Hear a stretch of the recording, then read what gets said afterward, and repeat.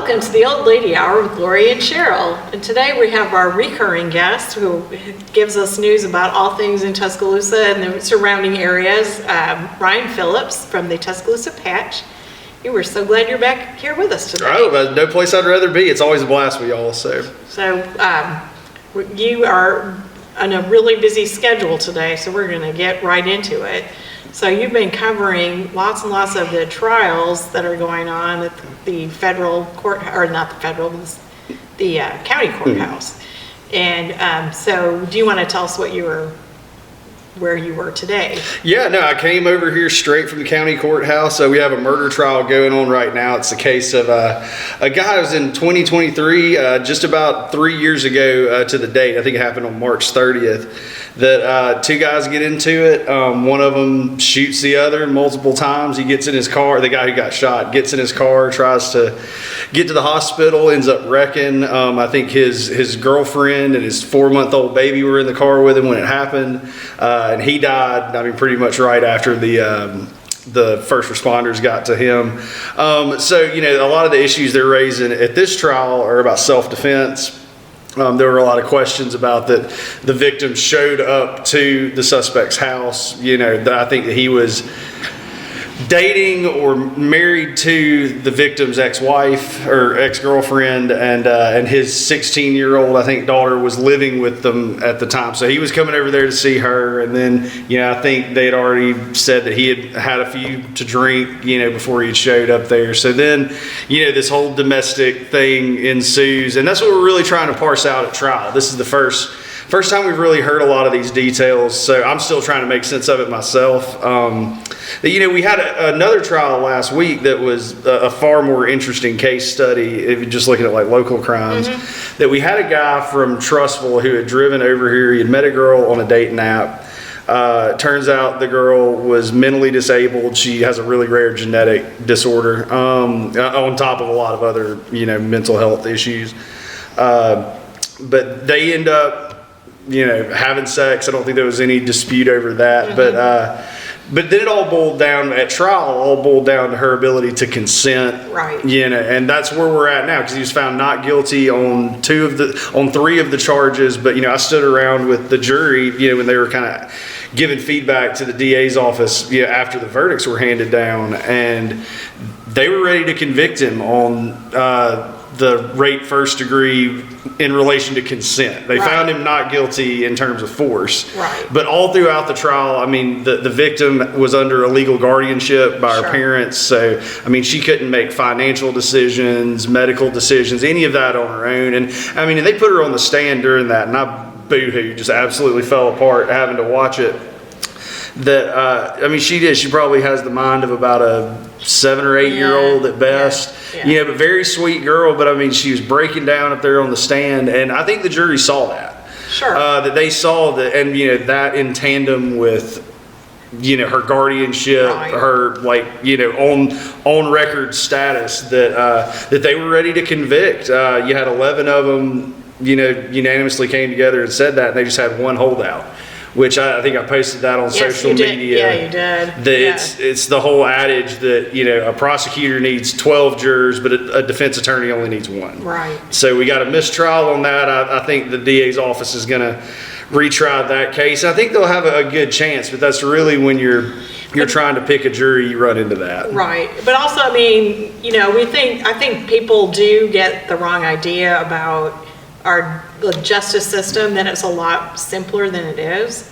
And, you know, in a TV show, everything gets solved in an hour, half an hour, and this can drag on. And for the victim, in this case, I'm going to say, you know, if she's like got the mind of a 7 or 8 year old, having to go through this a second time, it's almost like having to go through the whole incident again. No, absolutely. You know, and that's where, you know, we're taught in journalism that you never re-victimize the victims. And it's going to be hard writing about a retrial in this case, because I'm going to be basically re-documenting their trauma. So that's going to be hard. And especially when you see, and I've sat through so many different kinds of, you know, legal ecosystems in the courtroom, and, you know, different characters, players involved in it, but it's never easy to see a family break down when they feel like they've been denied justice.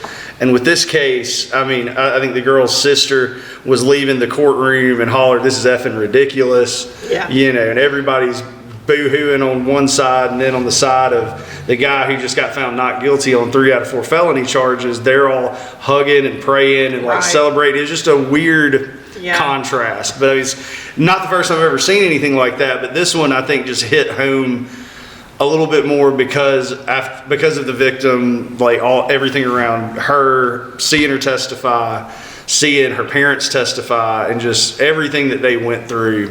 It was just really difficult. Yeah, and it's we want the truth and justice to prevail, but sometimes it's not cut and dried. It's hard to tell, and you get one juror who decides I'm not having it today.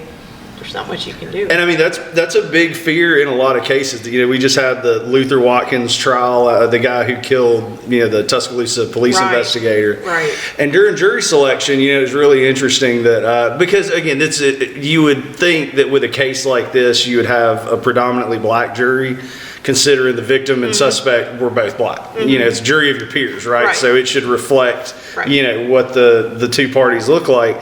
But one of the problems they ran into during jury selection was in trying to impanel black jurors, that there were so many that were like, we're not going to convict at all if death penalty's on the table. Right. So that became a harder thing to get, a 50-50 kind of jury.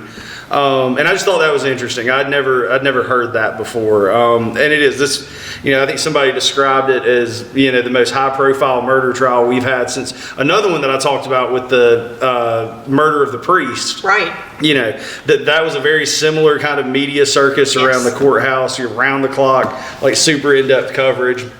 The stakes were a lot higher in this one. It was Judge Allman's last case. I thought that was pretty interesting, especially with the way that he ruled. He didn't, he went with what he thought was right. So, and I say that the jury didn't, reach the mark to give him the death penalty anyways. So they just went for life without parole. And there were so many different little storylines around that whole case. So that one was interesting too. But the one we've got going on now, I don't think is near as complex. I think that had they been able to prove that because they have what's called immunity hearings before you go to trial, and that's where you can convince the judge that we have enough evidence to show that I acted in self-defense or whatever. Now in a lot of cases a judge is going to defer to a jury on that, but sometimes every now and then you might have a pretty cut and dry case where a judge can save everybody the headache of going to trial. Sure. So with this case, I don't think any evidence like that was ever presented. Right. And you got one of the most fair and impartial judges we have. So. Right. Hey, do you like what you're hearing? Hit that like button for us. Show us a little love. And while you're here, why not add a comment or two? Because we love hearing from you. Thanks. Yes. So have you ever been on a jury yourself? Have not, no. And it's one of those things I would really be interested to do it, just to be able to see behind the scenes. What I would want to do more than being on a trial jury would be on a grand jury, where you get to, decide if somebody's going to get indicted or not. You get to hear all of the preliminary evidence, and I think you get to hear more than one case. There's a whole bunch of cases. So that would be more up my alley. I think it gets because even sitting in the, like I say, I'm just like a nerd in the stands with a scorebook while all the real people involved are doing all the real work in these cases. That can get kind of boring, so I can imagine it probably gets pretty boring sitting up there in the jury box, which, you have to think that's such an awesome responsibility that you're, it determining guilt or innocence for somebody. But there are times, that I'll always complain about it. My least favorite parts of trials are when we get into expert testimony about ballistics and like trajectories of bullets and things like that. I've always heard that a good defense attorney will take something like that and go to the jury and be like, y'all are all a bunch of rubes and this is a bunch of science that you don't understand. So why would you convict somebody based on this evidence? So that part of like the evidentiary phase of trial always bores me to death. But, Right. because for me, I just, my own personal sensibilities, that I like being able to see the crime scene. I like being able to hear from the people who were directly there. I think that's when we had Luther Watkins's trial in the Dornell Cussette case, that there was so much so much like expert testimony on the guns and the like all of this different stuff, that to me, the most interesting part was hearing from the people who saw it. Right, they were right there. I mean, and there were a lot of people that saw it. There was a chase through the house, and it was very dramatic. So yeah, I mean, but I guess a trial is not really for entertainment purposes only. So, and I think our pop culture zeitgeist has really like conditioned people to think that there's court TV and everything like that. No, I enjoy it. I'm not, I like Law and Order and shows like that, but it's just nowhere near as glamorous. There's a lot of waiting around. That's what I don't think you see on Law and Order is the times where a jury will ask a question and everybody thinks we're about to get a verdict, and then we all rush back into the courtroom, and then it's just, hey, could you reread what the state says about this offense? There's a lot of waiting around time. There is. But at the same time too, and I'm not trying to toot my own horn or besmirch anybody else's good name, but we've really gone away from like extensive courtroom coverage, and that's what I guess I'm trying to bring back, because so many times, and I guess it's just the fast-paced nature of this business, that you'll have like we'll cover the initial press release of somebody getting arrested, and then it's just over at that point. Like with the rape trial from last week, as an example, that nobody really wrote anything about that initially, I think because of the victim and just the sensitive nature of that. But in a lot of rape cases, we will get press releases and write about that. But let's just say on the offhand chance that this guy is found not guilty on all the charges, right? I don't think it's going to happen, but let's just say it is. That I would think it's important that we as media follow up on that, right? Like, or else if you Google the guy's name, all you're ever going to see is that he was accused of a violent felony. So I don't know, that's kind of, I guess, my little soapbox on why I think it's important. I think it's really important because it is actually the prosecution is prosecuting in the people's name. Right. So it is really, so it's important for us to be, trying to have this as fair and impartial as possible. Even if you have an opinion, you have to prove it. So there's that. You wrote about a cold case recently, which I found really interesting. Do you want to talk about that a little bit? Yeah, because it's the 53rd, and this month marks 53 years since Paula Lee Ellis was found in a ditch near Hicks Barbecue in Northport. It's a fascinating case study, fascinating case that I wrote a really extensive thing on it 2 years ago, but I always like to remind people, on anniversaries, because that's the biggest thing with these cold cases is so many times they'll go dormant, folks stop talking about them, they lose interest. So, the more noise you can make on a lot of these, like with Kate Ragsdale, that's another really big one. That, I've talked with so many of the investigators, this like, we have to keep making noise about this on the off chance that somebody talks. That's where I think a lot of people, again, going back to the whole like Law and Order TV analogy, that a lot of folks think that catching somebody who, like in some of these cold cases, just going to be the work of one dogged police officer. Like, didn't know. It is a concert of efforts. Like, from getting the word out to folks talking to different departments communicating with each other. It's very seldom one person who can solve something like this. In this case, this was what was the impetus to have more of a task force. Right, and back then especially, which is, I don't know how much better it truly is today, but back in the 70s, that the departments did not communicate with each other. Like, that just wasn't a thing. It was like, it's our case, you're going to keep your nose out of it.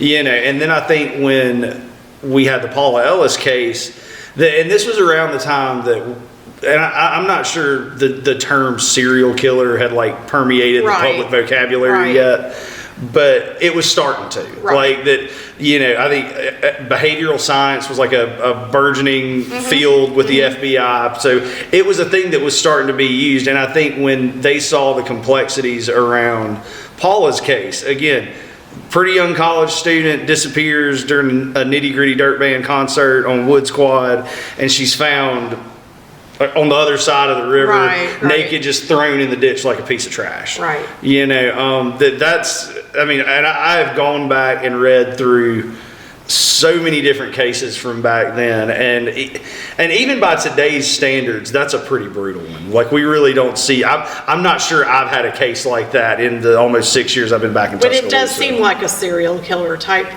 event in a way. And for sure. I did read one article once that said, and analyzing, there was kind of a trend of serial killers, and it's seemingly gone away, but they wondered if it was something about having a lot of lead in that, lead. That's so funny. Or not funny, but I was talking to my dad about Paula's case last night and asked him that. We must have read the same thing. With all like the unleaded gasoline at the time, and the interstates being a fairly new concept. Sure, so that so kids developing brains were getting leaded, and it was creating a class of somehow people that were off in a violent way, and that it's like actually gone down. So I don't know if that's, but I thought it was an interesting idea. Like technology, I think, has played a huge role in curbing serial killers. And I think culturally we've moved from that being like how I'm going to be remembered to mass killings. Right. Now we have schools, like I'm from the Columbine generation. Yeah, that's true. Right. So we've really seen far more of those than we have. And I'm sure there's, I wrote about a suspected serial killer who murdered somebody at the AA club here not too long ago. But he had murdered several people in Oklahoma. But, an interesting thing, like with the rape case last week, that I think like really validates like how difficult it is to get away with stuff now.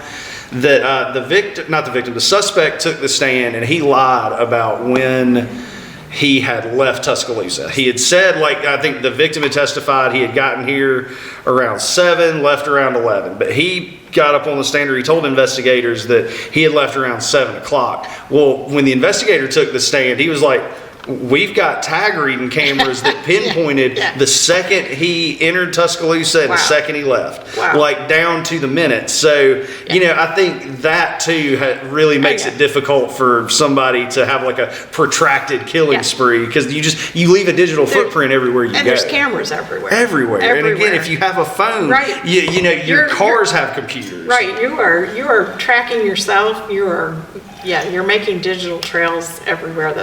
Which is it's a lot harder. People can't steal things off porches anymore. There you go. But when I posted about Paula Ellis last night for the anniversary, I could confirm this because my daddy was the one who looked into it, that there was some suspicion that Ted Bundy might have been, responsible for it, but the timing just doesn't line up. Sure. He hadn't come south yet. I think he was still killing folks in Utah in 74. And so I don't think there was ever any kind of record that showed he had made it this far down south, like where it ended in Florida, with his big spree at Florida State. Henry Lee Lucas, he's another real high profile serial killer that they looked into.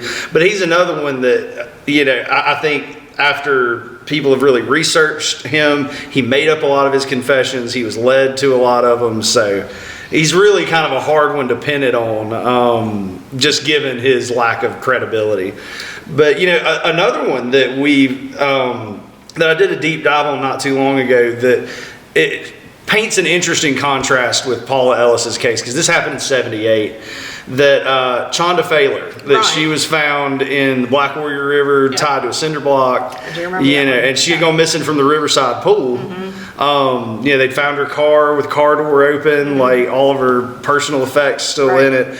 But what makes that one interesting to me compared to Paula Ellis's case is that Paula was found, again, just discarded on the side of the road. While there wasn't any evidence that she'd been sexually assaulted, I don't think the technology was really there to tell you at that point. But she was found nude, like her body was just cast out on the side of the road, which if we're going to try to get into I think John Douglas says that, is like to understand the artist, you have to understand the artist, you have to look at the art, right? That's right. Perfect place to talk about it in an art gallery. That you look at that, I mean, what does that tell you? That tells you that somebody probably didn't really know her, didn't really care, didn't think anybody would be able to attach them to that crime. So just throw her out like a hamburger wrapper, right. you know? But with Shonda Failer, like, she was given a water burial. Right. You know, like tied to a cinder block and sunk in the river, which again, it's the one rule is that everything floats eventually, that you try to sink, or any kind of biological matter does. But that, I mean, what does that tell you? You know, that's somebody who evidently wanted to give her some kind of dignity, you know, that probably digging a hole and throwing them in it was probably going to be way too traumatic. I think it says that it might have been the first person that they ever killed. I think it says that she knew who her killer was. So I just think they're just very interesting contrasts in those cases when it's really both women kind of fit the same profile. Right. Yeah, and both, you know, sad cases in any case. But I recently read an article, I mean, this week in Slate about cold cases in Arlington, Texas, where they've involved a class of college students who they let them start doing the investigating to the point where they did find the probable killer, who they think was a woman and not a man, and that's why no one looked at the case. But they still didn't have enough grand jury evidence at this point. But anyway, I thought that was an interesting thing where they're like, okay, we can share this information now with a group of students who are studying forensics, and of course they're spending so much time on it because they have the time to do it, and they get really interested in trying to find things, and you know, whether or not it comes to any conclusion or not, it's still like the people who are families of the victims, whatever, you know, can still have maybe some hope that there's some way of finding out what actually happened. And it really shows you the power of what a fresh set of eyes can do. Right. You know, that I've talked to, you know, our homicide guys a whole lot. I've talked to my dad a lot, you know, from like his time working in homicide. And I've written about murders and stuff in multiple states. That I really do think the position that I'm in, I'm again not trying to gloat or anything, that it's so easy to get tunnel vision when you're working a case. It's easy to let it dictate your emotions around it, you know, and again, you might just get hyper focused, like the case with the priest getting murdered up on Tierce Patton.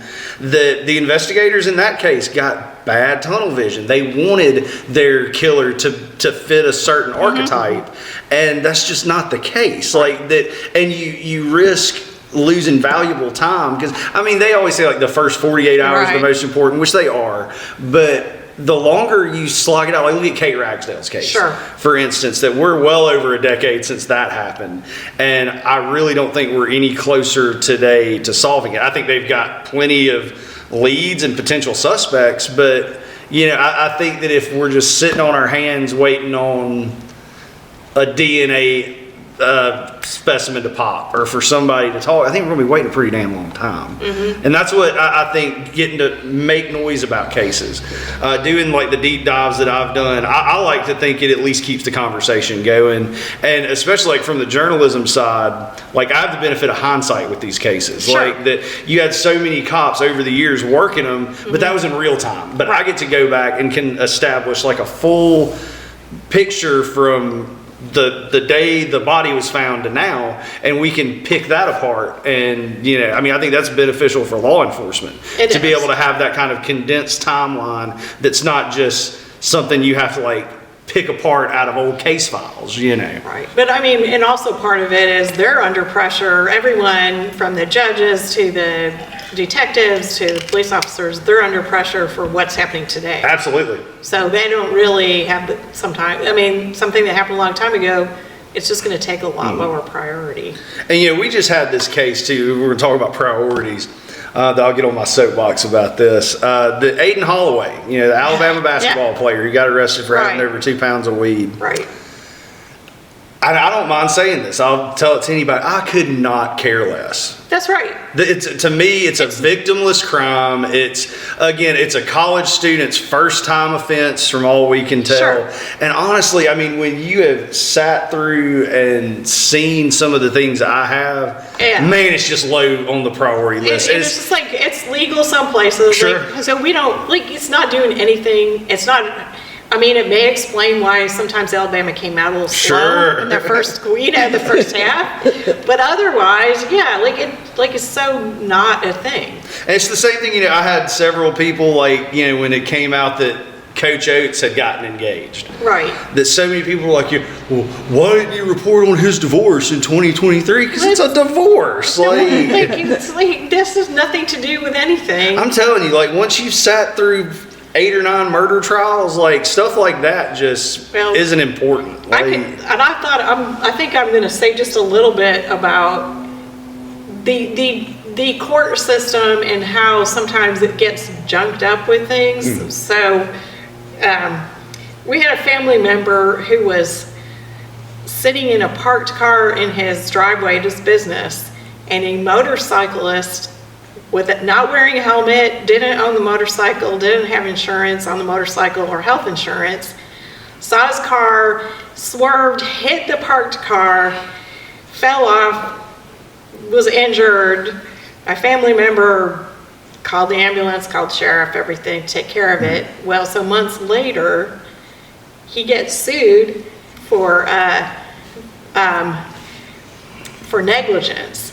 Because, of course, his insurance wouldn't cover this because he was in a parked car. Wow. That dragged on for 2 or 3 years. Probably cost more in legal fees than we didn't pay anything because we're just like, we kept getting hearing notices that didn't have a date on them. So it was a private lawyer trying to keep the case just going. In mediation. Well, there wasn't any mediation. Okay. It was finally everything. It was all dismissed with prejudice.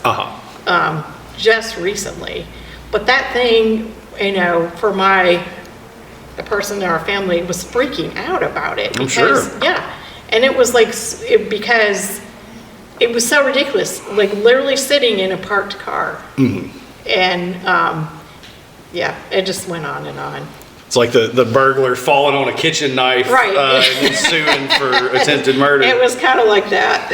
So it's finally over, but we didn't end up spending any money because it just seemed so ridiculous. And we're like, surely, I kept sending him back. I said, go ahead, go sit in the courtroom. And they're like, why are you here? And he said, because you keep calling me in. And so anyway, that was just a little. Fortunately, we are finally officially over with that one, but good. But why? And I mean that is, and to reiterate your point from earlier, the legal system is just nowhere near as sexy and as expedient as you see on TV. Right. The whole Charles Bediaco stuff. That one, talking about civil cases. Again, right. I've never seen this many reporters in one of our courtrooms.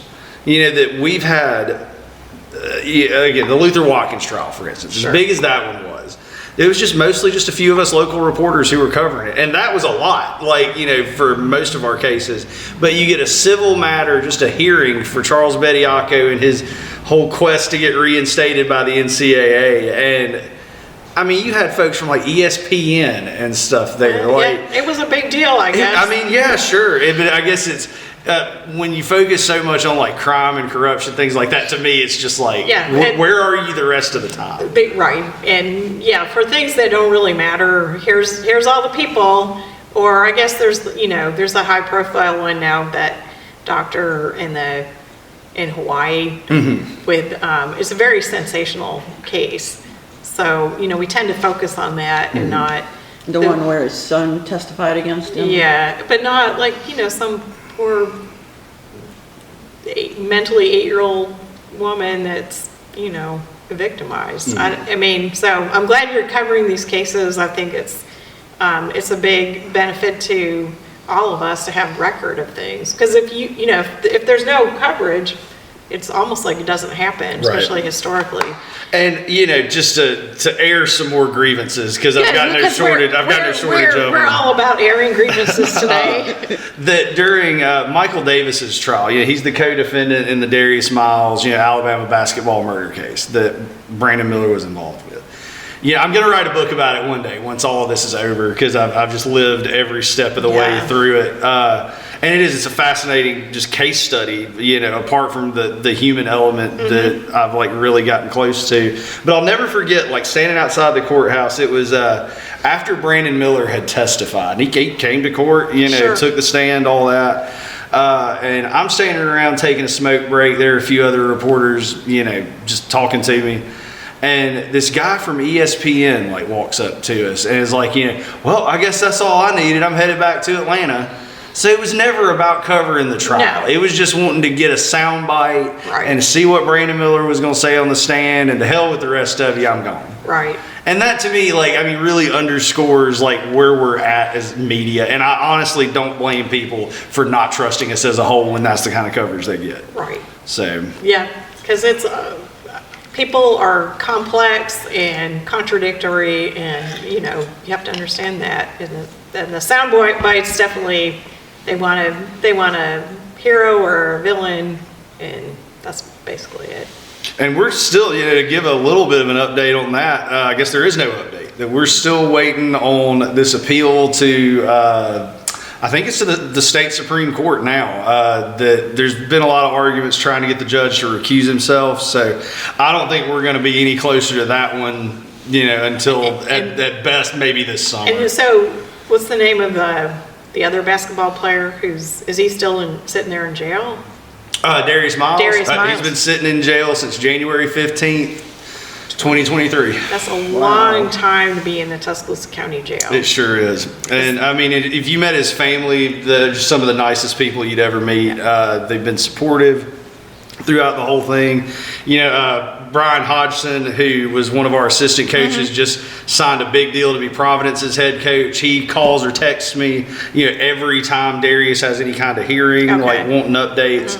So, I mean, he's lucky that he has the support network he does. A lot of people don't. But, I mean, I've been an advocate since day one that I thought he should have got bond. Right. Because, again, he wasn't the one. It might have been his gun that was used, but he wasn't the one who pulled the trigger. He wasn't within 300 or 400 yards of the scene when the shooting happened. So, to me, I felt like, of all the cases I've covered, that was one of the ones that just bothers me, because I just felt like he should have been given bond. You could have denied it for Michael Davis, since he was the one who pulled the trigger, shot into an occupied vehicle, all that. But it breaks my heart every time they lead him into the courtroom. Yeah, I mean, and it's jails are not meant for long-term stays. No. Prisons are. Prisons are where you send people to live for a while.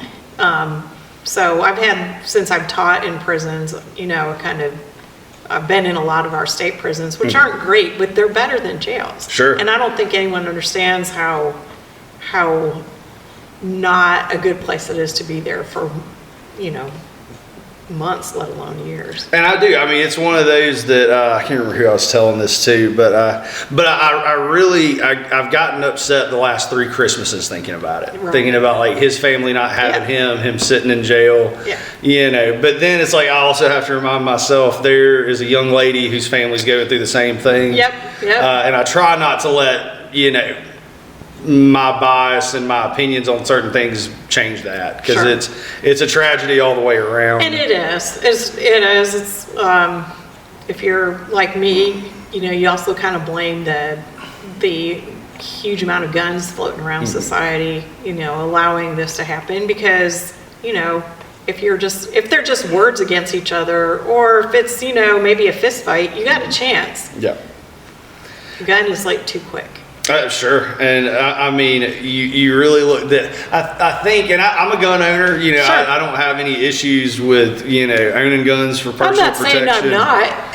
Yeah, but I think we should encourage responsible gun ownership, or incentivize responsible gun ownership. Because I think, I don't have the numbers right in front of me, but I would imagine probably over 70% of the shootings we have in Tuscaloosa County are done with stolen firearms. Right. So, I wouldn't be totally opposed to, if you get your gun stolen out of your unlocked truck and somebody uses it to commit a violent crime, you should be held responsible. We need to incentivize responsible gun ownership. Instead of just letting it be the Wild West, because that's, so much was made of Darius like having a gun on him and not, even though he did have a gun permit, I'm pretty sure, but a law went into effect January 1st of 2023 that made it to where permitless carry. Right.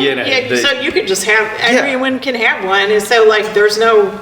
Then again, it was legal up until that gun was fired and that bullet hit that young woman. It was legal for him to hand that gun to his friend to protect himself. Right. And it was legal for his friend to have it. Right. Again, because that's the laws that we codified and put on the books. Right. So, you can't really be surprised when, gun violence goes up when you make it easier for everybody and their sister to have one. Yeah. I grew up with them hunting rifles. My grandmother lived by herself up in a rural area and we just kept a shotgun by the door. Sure. So, it worked. But, they weren't just everywhere in willy-nilly. And now, I don't mind. I've spoken to Bama Carey before, kind of doing similar, updates on stuff. But, some of these, John Wayne wannabes who, walk around in a gas station with a 357 on their hip. Buddy, if I'm coming in there to rob that store, I'm taking you out first. That's right. And then it's a lot of these people don't have proper firearms training. I grew up, I was the child of a police officer, so I basically grew up on a firing range. Right. There were always guns around. We were taught very responsible gun ownership from a young age. But a lot of people don't have that. A lot of people are just rednecks, wanting to, look tough. So, and again, how many instances, and I challenge anybody listening to this to give me an example. My email is ryan.phillips@patch.com. You can send it to me. We'll put it on there. We'll put it on our YouTube. Show me an instance, locally or otherwise, where a good guy with a gun who wasn't a police officer de-escalated a situation, because you ain't going to find one. No. The gun immediately escalates everything. They'll use the inevitable examples of Kyle Rittenhouse or the guy down in Florida that killed Trayvon Martin. Right. And those aren't good guys with guns. Those are belligerents with guns. Right. That both were put on trial. If it was a good guy with a gun, there wouldn't be any doubt and we wouldn't have to litigate it. I've had situations in the store because I'm here by myself a lot, and really, I'm a very short old woman, and I can disarm people if I need to. Not literally, but just sometimes just standing up to someone. That's all you need to do. You got enough scissors right there I too. do. You'd be able to defend yourself pretty good. I have scissors. I've got, as I said, I have a workshop coming off called Knives Out. It is a palette knife workshop, so you can't really do a lot of damage with that. But anyway, and I'm a quick draw. There you go. A quick draw. And speaking of that, my last time in court was actually, I was a sketch artist. I don't know if I mentioned brought this. That up last time I was here. Yeah. So that was really fun. And so if there, did you do it with pencil or? I did pencil and I had some oil pastels. And so I'm in the market for doing it again. It was really fun.